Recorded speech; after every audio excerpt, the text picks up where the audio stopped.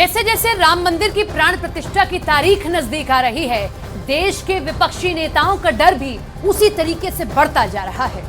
ये तारीख कांग्रेस और उसके गठबंधन के साथियों के लिए एक चुनौती तो है, साथ ही विपक्ष असमंजस में भी नजर आ रहा है।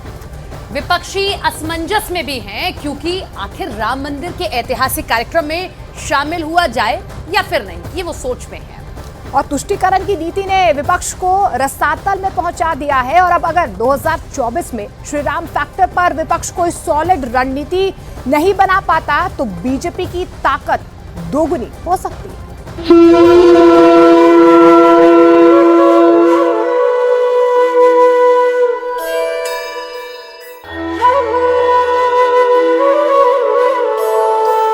पौष मास शुक्ल पक्ष द्वादशी तिथि सोमवार यानी 22 जनवरी 2024।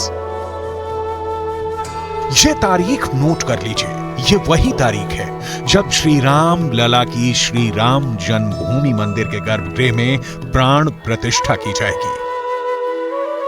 भय प्रगट कृपाला दीन दयाला कौशल्या हितकारी। हमें सौभाग्य मिला है कि हम भगवान राम का भव्यतम मंदिर बनता देख पा रहे हैं। सगुन हो ही सुंदर सकल मन प्रसन्न सबके प्रभु आगमन जनाओ जनु नगर रम्य चहु फेर। अयोध्या में श्री राम लला की प्राण प्रतिष्ठा होने जा रही है। ये हिंदू धर्म के लिए एक बहुत बड़ा अवसर है। ये भारत के इतिहास में एक बहुत बड़ा पल है और ये भारत की राजनीति में भी एक बहुत ही महत्वपूर्ण घटना है। 3 राज्यों में और खासकर हिंदी पट्टी के इलाके में बीजेपी की धुआंधार शानदार विजय के बाद मोदी के ब्रांड और हिंदुत्व की विचारधारा के विजय पताका पूरे भारत में जोर शोर से लहरा रही है। और बीजेपी के लिए इस सकारात्मक माहौल के बीच में श्री राम मंदिर निर्माण के पूरा होने और श्री राम लला की प्राण प्रतिष्ठा की घड़ी भी नजदीक आ रही है। बीजेपी खुद को श्री राम जन्मभूमि आंदोलन की विरासत की हकदार मानती है। आडवाणी की रथ यात्रा से लेकर प्रधानमंत्री मोदी के द्वारा राम जन्मभूमि के शिलान्यास तक और श्री राम मंदिर आंदोलन के दौर में आडवाणी के राम रथ के सारथी से लेकर अयोध्या के नवनिर्माण और राम मंदिर में हुई पहली आरती तक प्रधानमंत्री मोदी का रोल पूरी दुनिया जानती है। ऐसे में सबसे बड़ा प्रश्न चिन्ह खड़ा हो गया है विपक्ष के उन बड़े बड़े नेताओं के सामने जिनको तय करना है कि वो 22 जनवरी को प्राण प्रतिष्ठा समारोह में आएंगे या नहीं।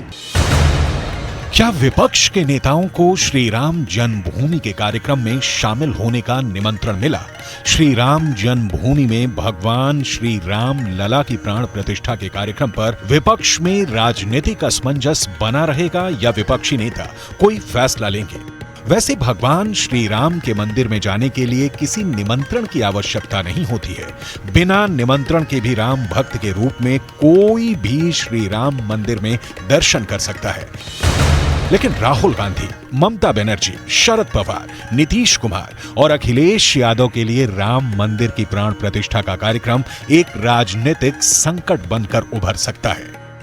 अयोध्या में हुए श्री राम महापर्व के कार्यक्रम में श्री राम जन्मभूमि तीर्थ क्षेत्र ट्रस्ट के महासचिव चंपत राय मौजूद थे और इसी कार्यक्रम में ही चंपत राय ने विस्तार से बताया कि श्री राम जन्मभूमि पर बने भव्य श्री राम मंदिर की प्राण प्रतिष्ठा का निमंत्रण किसे दिया गया है और किसे नहीं दिया गया। राहुल गांधी और अखिलेश यादव के आधिकारिक निमंत्रण पर क्या कहना है चंपत राय का, आपको आगे दिखाएंगे। लेकिन सबसे पहले आपको हम ले चलेंगे अयोध्या।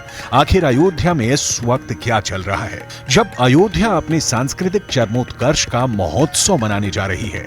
इस वक्त अयोध्या के अंदर एक बड़ी यात्रा निकाली जा रही है। अयोध्या की इस यात्रा का नेतृत्व अयोध्या के बीजेपी विधायक वेद प्रकाश गुप्ता कर रहे थे और इस यात्रा के माध्यम से समस्त अयोध्या वासियों को श्री राम जन्मभूमि के प्राण प्रतिष्ठा समारोह में शामिल होने का निमंत्रण भी दिया जा रहा था। प्रधानमंत्री नरेंद्र मोदी ने इस पल को पूरे देश के लिए बहुत गौरव का पल कहा है। हमें सौभाग्य मिला है कि हम भगवान राम का भव्यतम मंदिर बनता देख पा रहे हैं और अयोध्या की अगली रामनवमी पर रामलला के मंदिर में गूंजा हर स्वर पूरे विश्व को हर्षित करने वाला है। वो स्वर जो शताब्दियों से यहां कहा जाता है, भय प्रगट कृपाला दीन दयाला कौशल्या हितकारी। हिंदी पट्टी के 3 राज्यों में मिले बहुत तगड़ी हार के बाद कांग्रेस पार्टी के अंदर चिंतन और मंथन शुरू हो चुका है। इस वक्त भारत की राजनीतिक स्थिति यह है कि कांग्रेस के मुस्लिम तुष्टीकरण की जबरदस्त पराजय हुई है और बीजेपी के हिंदुत्व की बड़ी जीत हुई है। कांग्रेस को एक बार फिर 2014 की करारी हार के बाद बनी एंटनी कमेटी की रिपोर्ट बार बार याद आ रही होगी, जिसमें कहा गया था कि कांग्रेस की मुस्लिम तुष्टीकरण की छवि उसको लेकर डूब गई। कांग्रेस पार्टी की छवि एक हिंदू विरोधी पार्टी की बन चुकी है।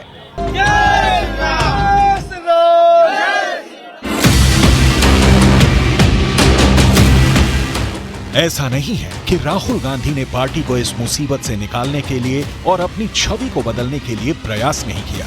राहुल गांधी ने खुद को दत्तात्रेय गोत्र का ब्राह्मण बताया। राहुल गांधी ने जनेऊ धारण किया। राहुल गांधी ने देश के तमाम मठ मंदिरों में पूजा अर्चना भी की, लेकिन राम मंदिर के नाम पर कांग्रेस पार्टी आज भी असमंजस में फंस जाती है। राम मंदिर सिर्फ आस्था का मुद्दा नहीं है। राम मंदिर कांग्रेस पार्टी की राजनीतिक विचारधारा का भी प्रश्न है, लेकिन बीजेपी और संघ के लिए राम मंदिर राष्ट्र मंदिर है। ये 5 वर्ष के बालक का चित्र है। राम लला मंदिर है, चाइल्ड राम, इन्फेंट राम। तो 5 वर्ष के बालक की कल्पना की गई है। 5 वर्ष के बालक की आंखें कैसी, कपोल कैसे, मुस्कान कैसी, शरीर की रचना कैसी, इसकी कल्पना की गई है। पत्थर की खड़ी मूर्तियां बनाई जा रही हैं। खड़ी मूर्ति अगर पैर की उंगली से नापा जाए तो ललाट 51 इंच पर होगा। भाई इतना ही फिक्स किया है। ललाट के ऊपर सर का टॉप, फिर आभा मंडल, ये अलग है। 3 मूर्तिकार 3 अलग अलग पत्थरों पर भगवान का चेहरा उकेर रहे हैं। अब कौन 5 वर्ष के बालक की सुकोमलता को ठीक से निहार पाएगा? भगवान किसका हाथ स्वीकार करेंगे, ये 15 दिन में तय कर लेंगे। मूर्तियां तैयार है। अब सवाल यह उठता है कि श्री राम जन्मभूमि तीर्थ क्षेत्र ट्रस्ट की तरफ से कांग्रेस नेता राहुल गांधी को प्राण प्रतिष्ठा समारोह में शामिल होने का न्योता दिया जाएगा या नहीं। इस सवाल का जवाब तीर्थ ट्रस्ट क्षेत्र के महासचिव चंपत राय के पास है। ये वही चंपत राय जी हैं जिन्होंने राहुल गांधी की भारत जोड़ो यात्रा की प्रशंसा भी की थी। श्री राम जन्मभूमि मंदिर के मुख्य पुजारी आचार्य सत्येंद्र दास ने भी राहुल गांधी की भारत जोड़ो यात्रा की प्रशंसा की थी। मंदिर की प्रतिमा की प्राण प्रतिष्ठा कार्यक्रम में विपक्ष के नेताओं के निमंत्रण पर सवाल पूछा गया तो चंपत राय ने देश को याद दिलाया कि ये वही पार्टियां हैं जो श्री राम के अस्तित्व को नहीं मान रही थी। चंपत जी, आपकी इजाजत से एक सवाल पूछ रहा हूं। नाराजगी विपक्ष में भी है। वो कह रहे हैं राम सबके हैं तो उनको न्योता क्यों नहीं? खासकर कांग्रेस या विपक्ष का कहना है कि एक तो प्रधानमंत्री का होना, एक धार्मिक अनुष्ठान में सेकुलर राष्ट्र में किसी देश के प्रधानमंत्री का होना, वो गलत, नंबर 1। नंबर 2, जब राम सबके हैं तो विपक्ष को न्योता क्यों नहीं? ये 2 मुख्य सवाल। चंपत जी, देखो भाई, राजनीतिज्ञ लोगों की आलोचना को हम सदैव सुनते ही रहते हैं और हिंदुस्तान को भी सुनते ही रहना चाहिए। आज कुछ बोलना और कल कुछ बोलना, आपको पता नहीं मालूम है कि नहीं मालूम है, एक समय सरकार ने सुप्रीम कोर्ट में एफिडेविट दिया था कि राम का अस्तित्व ही नहीं है। राम सेतु मामले में कभी भी दिया, राम का तो अस्तित्व ही कोई नहीं है। उसको उन्होंने मिथ कह दिया था। मिथ कहते हैं कल्पना को। तो ये तो बात छोड़ो, लेकिन अयोध्या फैजाबाद के स्तर पर सामाजिक जीवन जीने वाले लोगों को हम जरूर बुलाएंगे। चंपत राय ने इस कार्यक्रम को लेकर कई महत्वपूर्ण घोषणाएं की हैं। श्री राम जन्मभूमि मंदिर की प्राण प्रतिष्ठा कार्यक्रम में किस किस को बुलाया जाए, इसकी पूरी योजना और पूरी सूची तैयार की जा रही है। इस कार्यक्रम में समाज के हर वर्ग को निमंत्रण दिया जा रहा है। कार्यक्रम में 13 अखाड़ों के साधु सन्यासी आएंगे, 125 परंपराओं के संत महापुरुष आएंगे। देश के प्रत्येक जिले का कोई ना कोई साधु संत महापुरुष कार्यक्रम में मौजूद रहेगा। करीब 4000 साधु कार्यक्रम में विशेष रूप से आमंत्रित होंगे।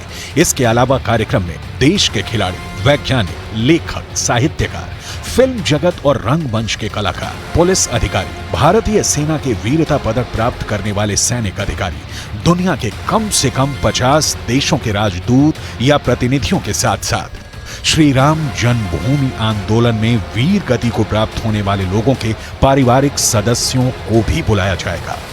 और राम जन्मभूमि के लिए पिछले 38 साल में जिनका शरीर चला गया, जिन्हें कोई जानता है, उनके परिवार का कोई व्यक्ति आए, मैं नाम लूंगा। जोधपुर, ग्राम मथानिया, सेठाराम माली, शायद 18-19 साल का नौजवान था। अयोध्या में दिगंबर अखाड़े के पास जोधपुर के प्रोफेसर महेंद्र अरोड़ा के साथ दोनों को गोली लगी थी। वो तो प्रोफेसर थे, ये तो बालक था। और इस बालक का बालक ही आज शायद 30-32 साल का है। हमारी कोशिश रहेगी उसके परिवार का कोई आए। लेकिन विपक्षी नेताओं का मुख्य प्रश्न प्रधानमंत्री मोदी को लेकर है कि एक देश के प्रधानमंत्री होने के नाते उनको एक धर्म विशेष के कार्यक्रम में नहीं जाना चाहिए। गुजरात के सोमनाथ मंदिर की प्राण प्रतिष्ठा के मौके पर भी यही प्रश्न पंडित जवाहरलाल नेहरू ने देश के तत्कालीन राष्ट्रपति डॉक्टर राजेंद्र प्रसाद के सामने उठाया था। इसका मतलब साफ है कि विपक्ष आज भी नेहरू काल की राजनीति से ऊपर नहीं उठ पाया है। और दूसरी तरफ प्रधानमंत्री मोदी को इस विशेष कार्यक्रम में शामिल होने के लिए निमंत्रण पहले ही दिया जा चुका है। हम प्रधानमंत्री जी की उस आयु को देख रहे हैं जब 1984 था। मैं कह चुका हूं कि हम 1984 से अध्ययन कर रहे हैं। उसमें विपक्ष के उनके नेता भी जीवन हो का सकते मिशन ये है। और विपक्ष का अगर एक भी दिखाई देगा कि जिसके जीवन का मिशन यही रहा है, उसका जरूर विचार करेंगे। कोई नाम तो बता दे। प्रभु श्री राम हिंदुओं के आराध्य हैं, उनके हृदय में बसते हैं, वो मर्यादा पुरुषोत्तम है। लेकिन उनका जन्म अयोध्या में हुआ था, जो उत्तर प्रदेश में है। उत्तर प्रदेश में लोकसभा की 80 सीटें हैं और आने वाले लोकसभा चुनाव में मंदिर निर्माण का असर जरूर पड़ेगा। अखिलेश यादव भी उत्तर प्रदेश के साल 2024 में विपक्ष की राजनीति में एक अहम रोल निभाने वाले हैं। लेकिन अखिलेश यादव भी शायद इसी धर्म संकट से जूझ रहे हैं कि श्री राम मंदिर के प्राण प्रतिष्ठा कार्यक्रम पर उनकी पार्टी का क्या रुख होना चाहिए। एक तरफ समाजवादी पार्टी के महासचिव स्वामी प्रसाद मौर्य श्री रामचरितमानस पर विवादित बयान देकर पार्टी को मुसीबत में डालते रहे हैं, तो वहीं दूसरी तरफ अखिलेश यादव की मुश्किलें बढ़ाते रहे हैं। समाजवादी पार्टी के इन हालातों के बीच श्री राम लला की प्राण प्रतिष्ठा का कार्यक्रम पार्टी को बेचैन कर सकता है। बीजेपी की बड़ी विजय के बाद देश के बदलते राजनीतिक माहौल में अब कांग्रेस और उसके साथियों को 2024 की सबसे बड़ी चुनौती से जूझना होगा, क्योंकि एक तरफ मुस्लिम वोट और तुष्टीकरण का चक्रव्यूह है, दूसरी तरफ हिंदुओं का समर्थन पाने की चुनौती भी है।